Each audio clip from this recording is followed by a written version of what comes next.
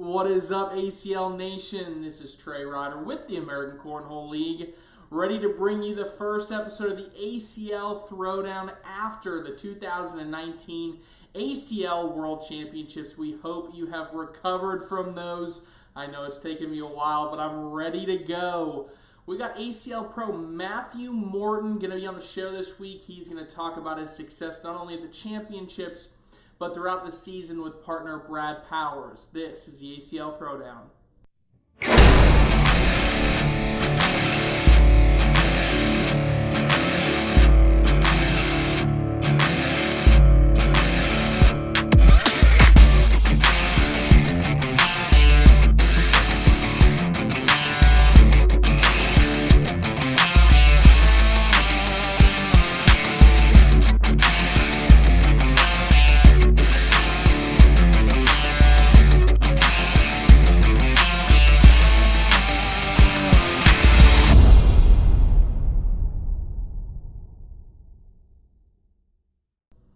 Yes, like I said, I got Matthew Morton to chat with me on the show this week.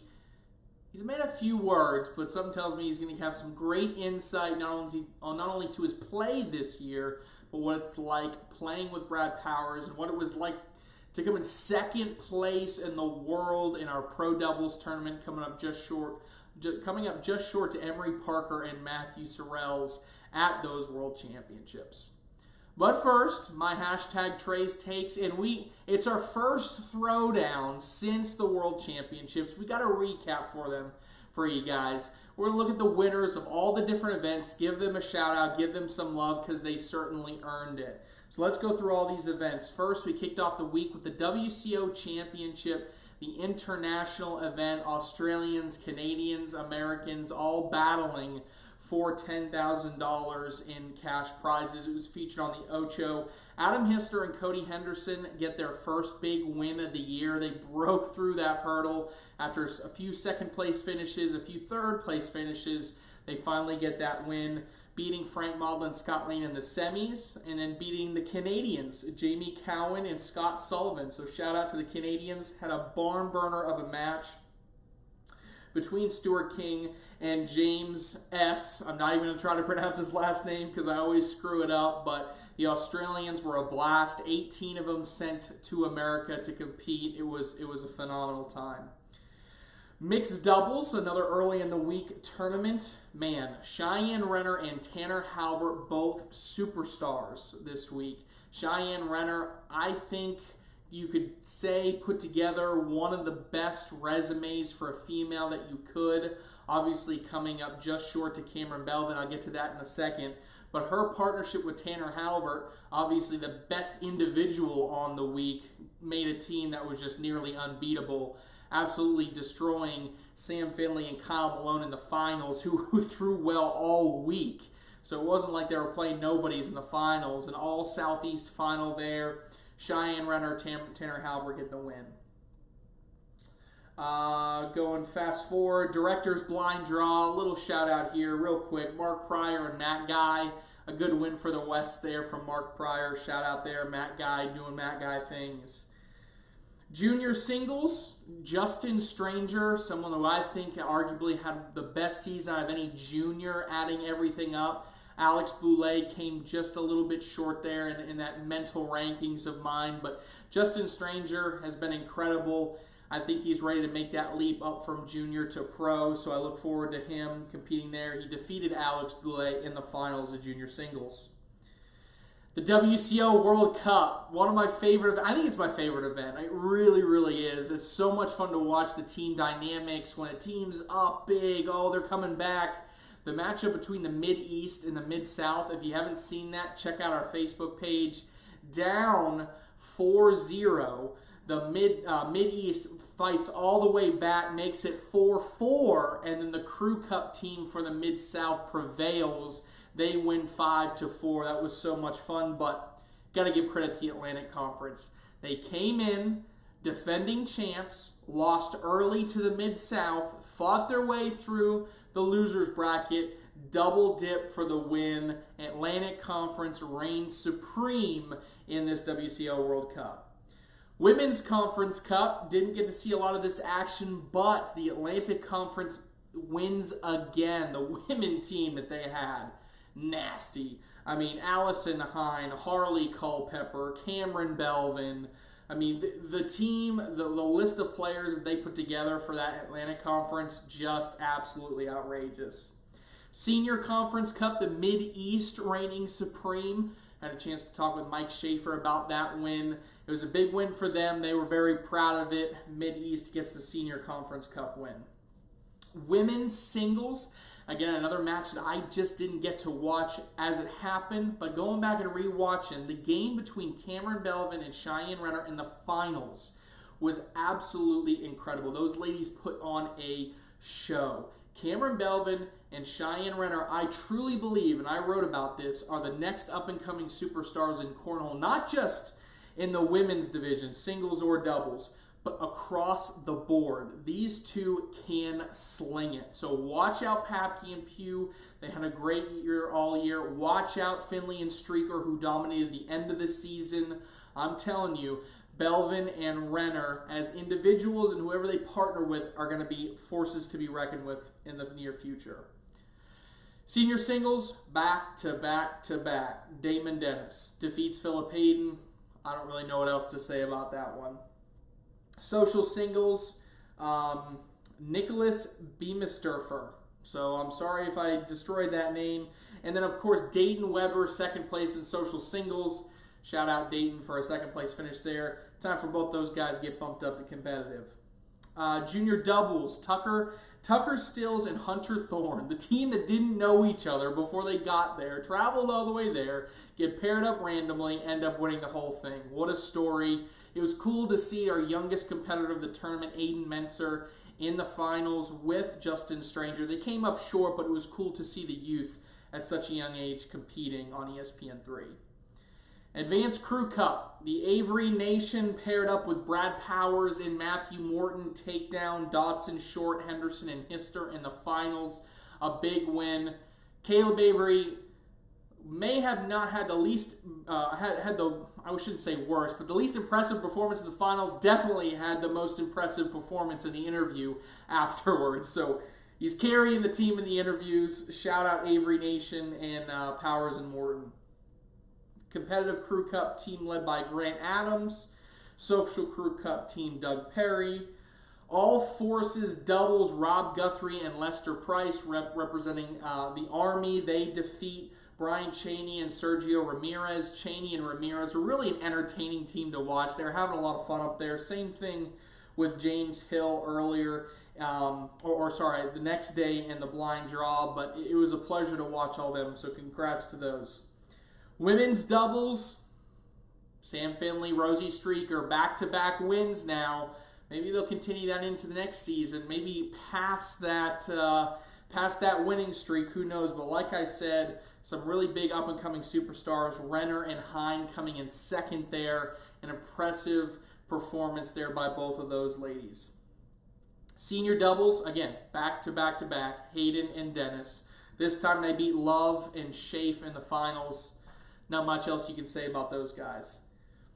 Social doubles, the Sternad brothers take down social doubles, defeating Doug Perry and Chip Polkowski in the finals. It was a pleasure watching the Sternad brothers. They had a really good relationship there in the finals. All right, competitive doubles, the Almanza team, Al and Noah, father and son.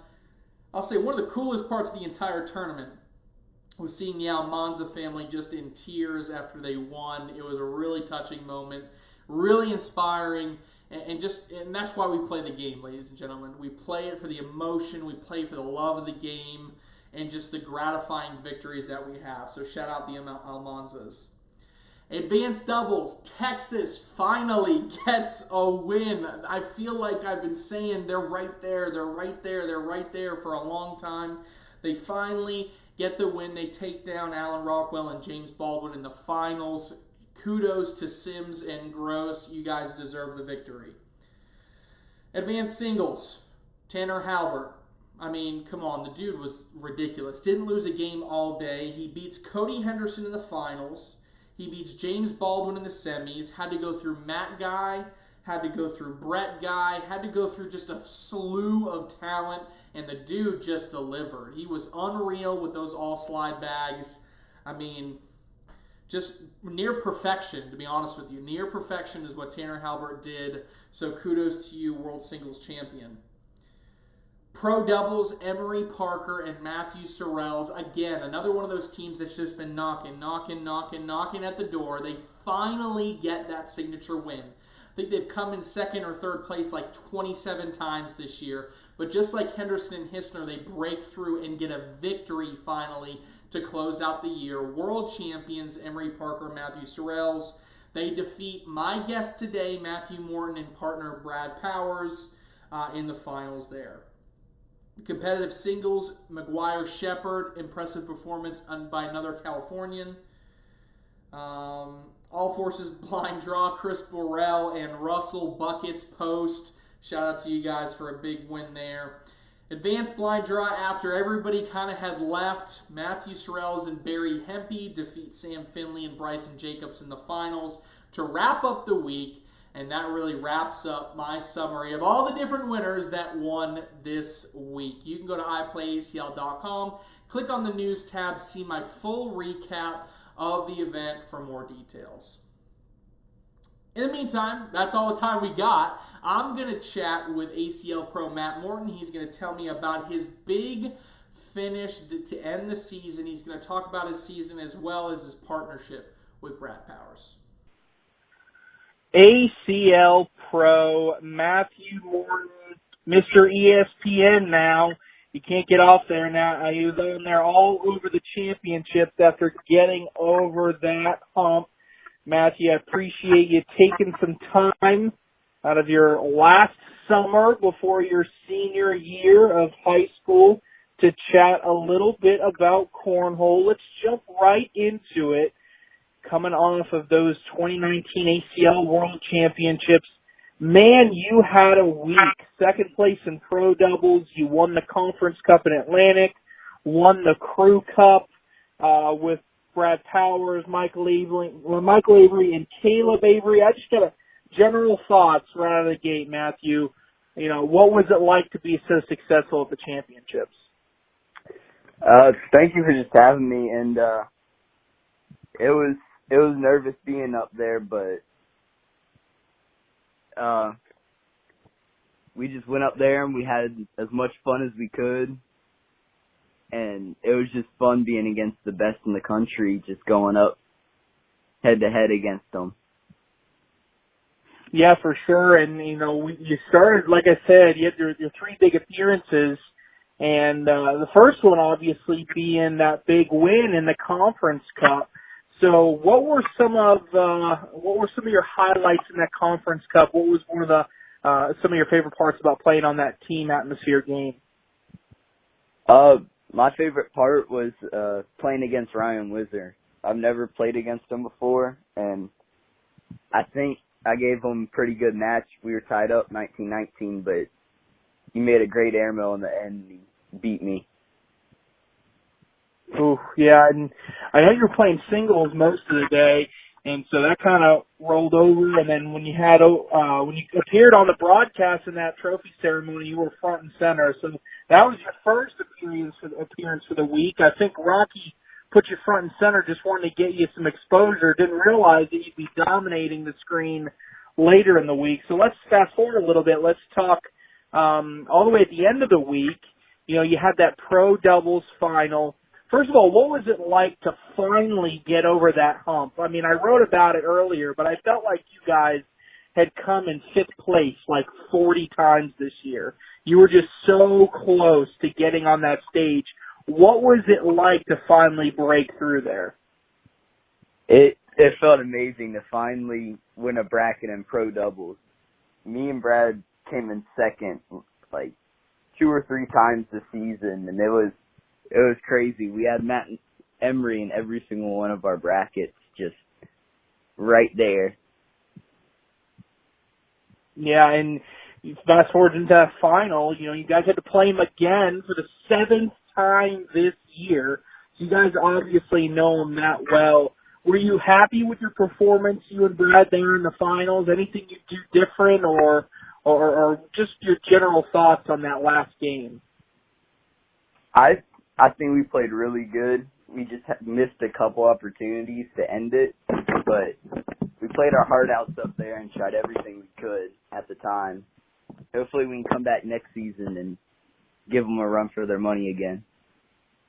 Absolutely. And one thing that I think made a difference this season is, you guys made a bag change in the middle of the year. You guys switched those game changer bags. Do you think that was the catalyst to really make you guys jump from, really just maybe an above average team to an elite team? Because, man, you guys really came out of nowhere in the early springtime and really stayed towards the top the rest of the year. I think the bag change helped us a lot because I used to have a completely different throw at the beginning of the season. It wasn't bad, but Brad wanted to change the game changers. So I started practicing with them, and I changed my throw a little bit. And then by the time the second national came, I decided to go all out with game changers, and I did pretty well in all the events I played. I kind of just stuck with the bags and the throw, and I've been getting a little better, and so has Brad, through every tournament. Yeah, and you mentioned Brad catalyzing that change. What's it like playing with Brad? I know Brad's got a unique personality, and he's a reserved guy, but you guys just seem to have a chemistry on the courts that's just different. You guys just seem to understand each other really well. So what's that partnership like? Me and Brad kind of have the same personality. We're both kind of quiet, but we're pretty loud and talk a lot to each other. We're like 5 minutes down the street, so we play at all of the local tournaments, and we know how good each other can play. So when one of us just has a bad round, we know the other person will pick each other up. And we got a connection with each other for sure. Yeah, I'd say so. Obviously, an incredible year that you guys had.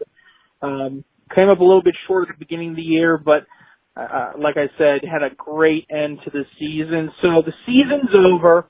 You told me you left the championships and you didn't play for a week. So as we have these next couple months, obviously the season will start back in September, but it's really just going to be regional play. There may be a conference for the Atlantic over the next few months. But what does your, quote, off season look like? Are you going to continue to play every week? Will you take a little bit of a break? Will you change anything? What's it look like for you? I'm still probably going to be playing a lot. I'm actually heading down to California on Friday and trying to do something at Spencer McKenzie's tournament. But school's starting to come up in 2 weeks, so I might just take a little bit of break during weekdays, but I'm still going to try to practice almost every day, trying to get better for next year. Get better for next year. Always looking up. ACL Pro Matthew Morton coming off an incredible season.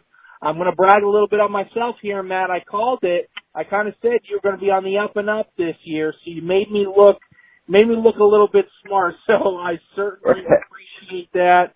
I thank you for your time this week for chatting here on the ACL Throwdown, and I'll see you at the next big event that we have. Yep, for sure.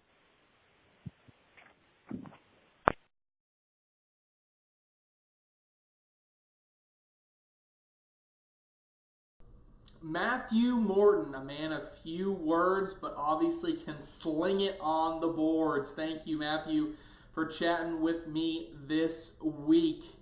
We just launched our brand new ACL digital network. You guys can go to watch.iplayacl.com if you're not already there. Check out all of the new premium content that we have added to the site.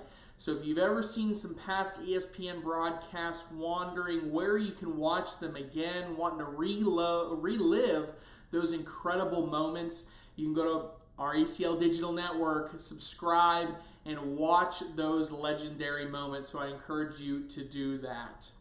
That's all the time that we got this week for the American Cornhole League. This has been Trey Ryder. We'll see you guys next week with some conference power rankings.